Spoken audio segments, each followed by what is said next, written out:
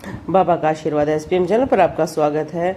बहुत सारे व्यक्ति अपने घर में अलग अलग तरीके की मूर्तियां रखते हैं या खरीदते हैं, और जैसे हम उनके घर में भी कई बार विजिट पर जाते हैं तो बहुत सारी मूर्तियां हम देखते हैं।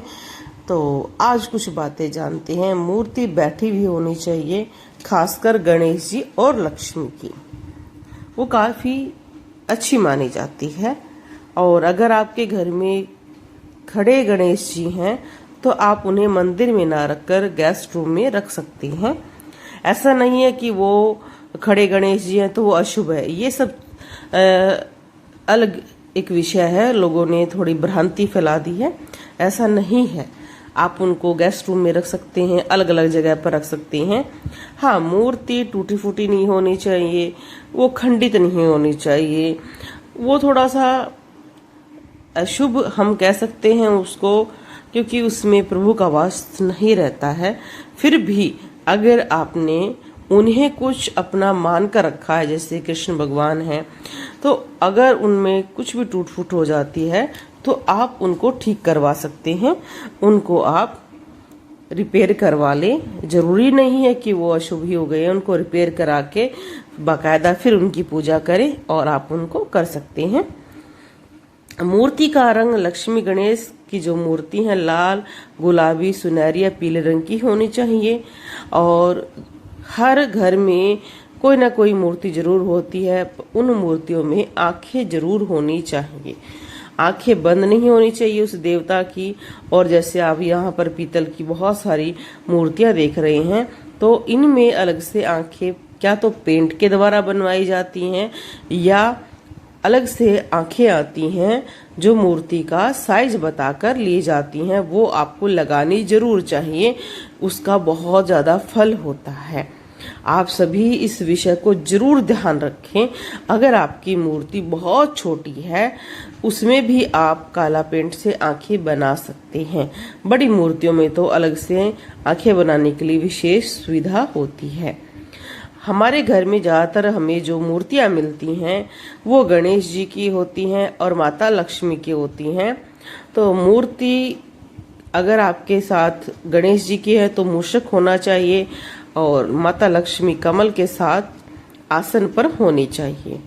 मैं आपको एक बात जरूर बताना चाहूंगी इस वीडियो के माध्यम से कि बहुत सारे व्यक्ति इस विषय को तो जानते हैं। जैसे देखो, बहुत सुंदर कल्प वृक्ष है ये, आप इसको डेकोरेशन में भी यूज कर सकते हैं, आप गेस्ट रूम में लगा सकते हैं। इसकी भी बहुत अच्छी महिमा है।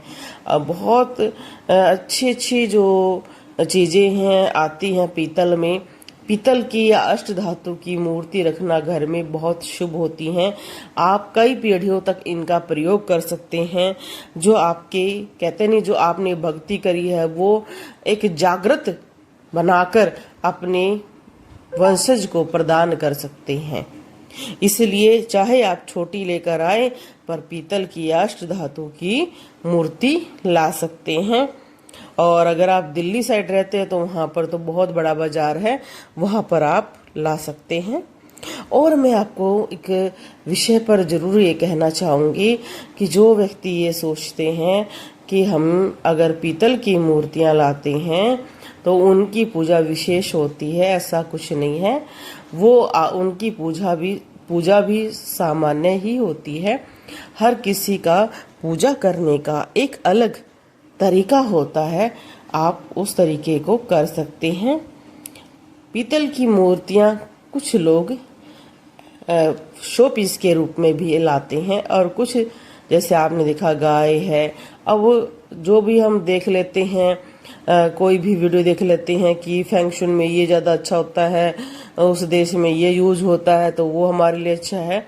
अगर आपको लगता है कि आपको कुछ अच्छा अपने घर में पॉजिटिव वाइब्स के लिए रखना है, तो आप कामधेनु या अपने घर में कल्प वृक्ष रख सकते हैं, तांबे का ऐरावत रख सकते हैं। बहुत सारी चीजें हैं। अगर आप जाओगे दुकान पे तो आपको बहुत अच्छी अच्छी चीजें दिखाई देंगी जिनका प्रयोग आप कर सकते हैं। स्वास्तिक है, ओम है, जो आपके बच्चों के लिए भी बहुत अच्छा होता है, उसमें से बहुत अच्छी वाइब्रेशन रहती हैं। मूर्तियां सदैव पीतल, अष्टधातु, चांदी की मूर्ति ये ज़्यादा ही मानी जाती हैं। फेरिस या प्लास्टिक की या जो वैसी मूर्ति हैं नहीं लानी चाहिए, वो जल्दी नष्ट हो